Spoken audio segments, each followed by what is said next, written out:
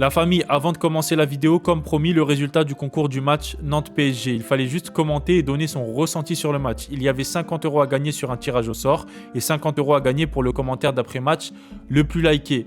Bien sûr, il était possible de cumuler la somme totale, c'est-à-dire 100 € si tu avais le commentaire le plus liké et si en plus tu gagnais au tirage au sort. Là, aujourd'hui, ce n'était pas le cas. Du coup, on a deux gagnants. Le premier, c'est sur le tirage au sort et les deuxièmes sur le plus liké. Du coup, pour les gagnants qui s'affichent à l'écran, les gars, si vous pouvez m'envoyer un message sur Instagram, comme ça, on gère ça ensemble. Comme promis, qui dit match de Ligue 1 dit nouveau jeu concours et je vous explique tout ça en fin de vidéo pour le match PSG-Angers. N'hésitez pas à vous abonner et à liker pour la force. Juste avant de faire le débrief du match, je vous laisse avec cette petite vidéo qui m'a énormément touché où on voit Donnarumma saluer les supporters parisiens après le match contre Angers. Ça fait vraiment de la peine cette situation. En tout cas, merci Didio pour tout ce que tu as fait pour cette Champions League et surtout merci pour ta loyauté et d'avoir toujours respecté le club.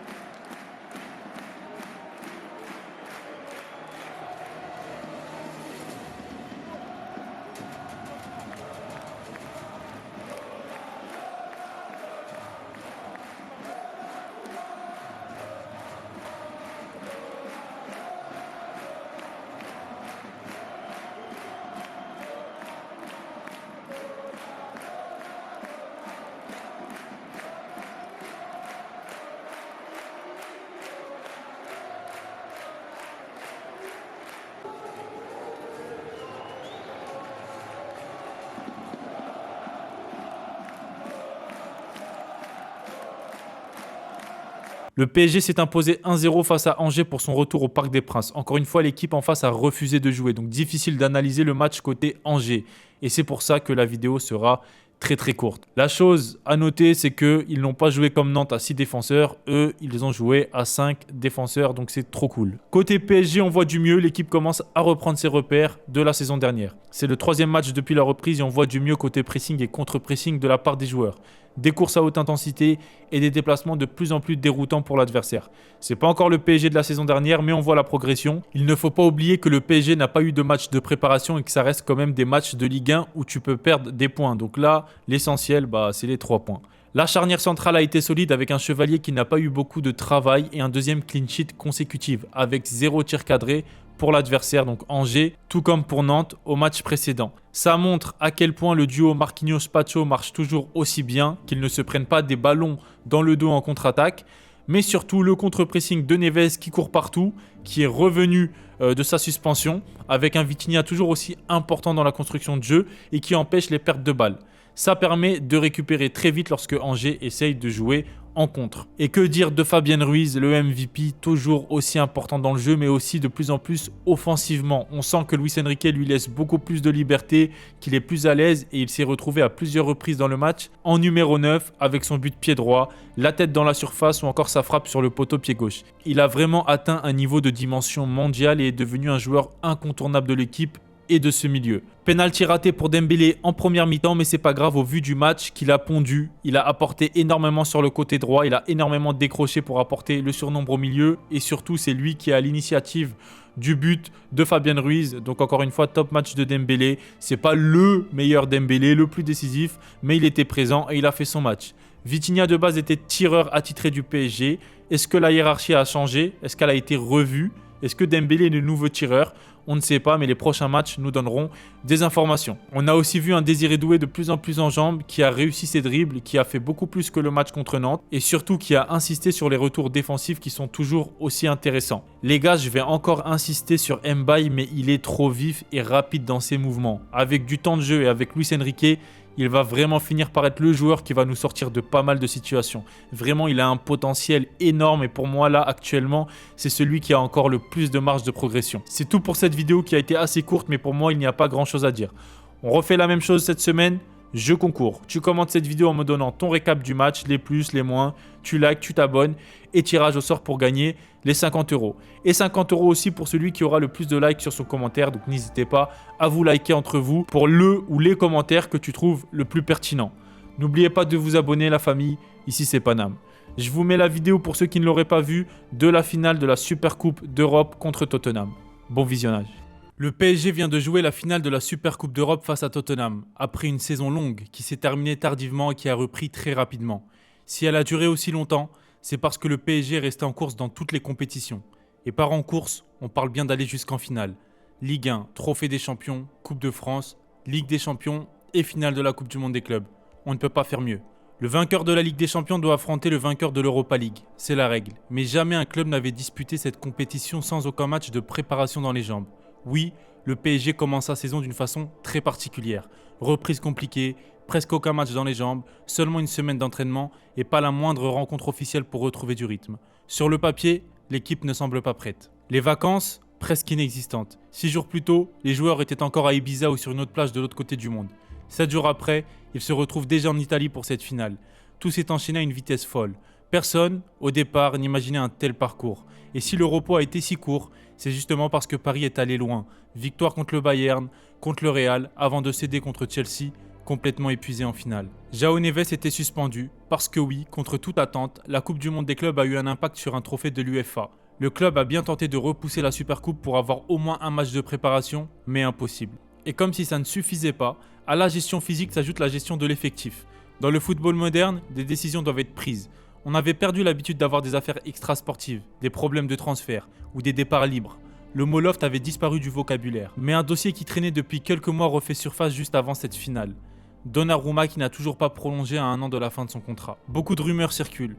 Le PSG proposerait un salaire trop bas ou Donnarumma demanderait un salaire trop élevé. Quoi qu'il en soit, Luis Enrique a tranché pour faire taire toutes les rumeurs. C'est sa décision et on le sait. Lucho pense toujours au club et prend ses décisions même difficiles sans pitié. Tout comme il n'a pas laissé Dembélé partir à Arsenal alors que le PSG était en mauvaise posture en Champions League. C'est le football moderne, c'est comme ça. Personne n'a tort et personne n'a raison. C'est un métier, il y a des objectifs. Et il vaut mieux que le coach soit honnête plutôt que de laisser un joueur espérer sur le banc toute la saison. Selon Luis Enrique, Donnarumma ne correspond plus à la tactique du PSG. Du coup, Donnarumma, habituel pilier, laisse sa place à un gardien fraîchement arrivé. Difficile de savoir si ce nouveau gardien pourra supporter la pression, car Lille, ce n'est pas Paris. Et là, il s'agit d'une finale avec un trophée en jeu. Un match qui peut se finir au tir au but, ou basculer bien avant. Et le pire, c'est qu'inconsciemment, il va devoir payer les pots cassés du départ de Donnarumma. Mais Chevalier n'a rien fait pour ça. On lui a juste demandé de venir garder les cages du PSG. Il n'a pas décidé d'être gardien numéro 1. Le dernier match du PSG s'était soldé par une défaite 3-0 en finale. Et on ne refera pas l'histoire. Cette défaite était due à la fatigue d'une équipe qui avait enchaîné toute la saison avec la même rotation. La tactique du PSG repose sur un pressing et contre-pressing intense, des courses incessantes. Et quand il n'y a plus d'énergie, tu ne peux plus courir, donc tu deviens plus vulnérable. On pourrait penser qu'après cette défaite, le PSG perdrait confiance en son jeu. Mais ça, c'était avant. Cette saison, au-delà du foot, cette équipe a quelque chose de spécial, de différent, de magique. Paris est magique et c'est le meilleur moment pour le dire. Le mental, c'est primordial dans le sport de haut niveau, comme dans la vie de tous les jours. C'est la capacité à y croire jusqu'à la dernière minute, même quand tu es fatigué et que tout semble terminé. Peut-être que finalement, le mental est une arme utile. Malgré la défaite précédente, on sait que ce nouveau PSG a du mental. Mercredi 13 août 2025, finale de la Super Coupe d'Europe. Tottenham PSG, Italie. La composition tombe. Sans surprise et au vu des dernières polémiques, Lucas Chevalier est dans les cages. Comme attendu, Zaïre Emery est titulaire pour suppléer Neves. La surprise vient de Désiré Doué, aligné au milieu de terrain. Fabien Ruiz est sur le banc, sans doute pas encore prêt physiquement. On sait que Doué est plus performant, plus haut sur le terrain. Mais Vitinha devra s'adapter, jouer sans ses deux repères habituels, sans match de préparation et avec Doué et Zaïre Emery à ses côtés. Le coup d'envoi est donné, et dès les premiers ballons, on voit que Paris a du mal, jambes lourdes, énergie absente, crampes rapides, Barcola tente, Doué aussi, mais ça manque d'explosivité. En face, Tottenham, avec 6 semaines de préparation, presse haut, pousse à l'erreur, et Paris en commet beaucoup. Zaïre Emery perd plusieurs ballons, Marquinhos connaît des difficultés à la relance, et Nuno Mendes est en grande difficulté sur son côté, peu aidé par Doué, Kvaratskhelia ou Barcola. Habituellement dans le système de Luis Enrique, Nuno peut compter sur un soutien défensif et des prises à 3 avec l'ailier et généralement Fabien Ruiz. Mais là, ce n'est pas le cas. Même Hakimi a du mal. De son côté, Dembélé joue l'électron libre, décroche beaucoup pour créer du surnombre au milieu et essayer de faire progresser le ballon. Rapidement, les Spurs ouvrent le score sur coup de pied arrêté. Dans le jeu, ils n'arrivent pas à marquer.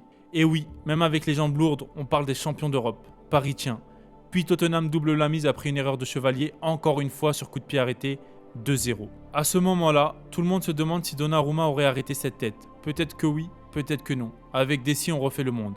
La vraie question c'est, Chevalier, avec toute la pression et cette faute de main, pourra-t-il se relever et avoir le mental pour aller au bout? Car oui, il reste encore une mi-temps. Le nouveau PSG doit tous ses trophées à un seul homme, Luis Enrique. Tout le monde se focalisait sur le fait que le champion d'Europe perdait 2-0, mais on oubliait qui était sur le banc.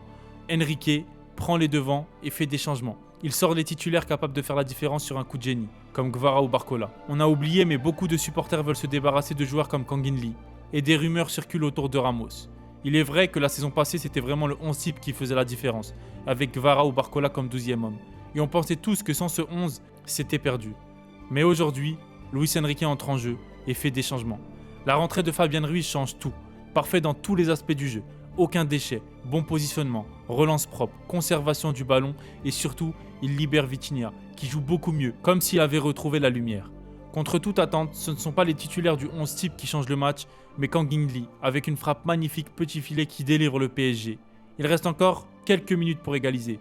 Dembélé, repositionné à droite, sert parfaitement Gonzalo Ramos, qui marque de la tête.